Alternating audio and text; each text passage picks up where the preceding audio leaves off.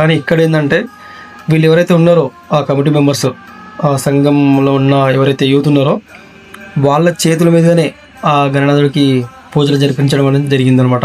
జరుగుతుంది, ప్రతిసారి అట్లా జరుగుతుంది. చాలా మంచిగా అనిపిస్తుంది.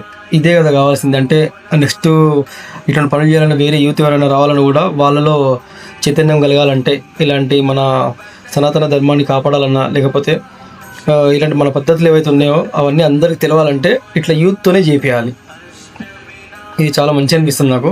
అన్ని గణేష్ మండపాల దగ్గర ఇట్లే జరగాలని అనుకుంటున్నాను నేను. మన సంజీవయ్య గారు అంటే ఇక్కడ మన హనుమాన్ టెంపుల్లో రెగ్యులర్గా అర్చకులు అనమాట, ఎవరైతే పూజలు నిర్వహిస్తారో హనుమాన్ మందిరంలో, ఆయన చేతుల మీద నుంచే, ఆయన వేద మంత్రాలతో నుంచే మన గణనాథుడికి పూజలు జరిపించడం జరిగింది.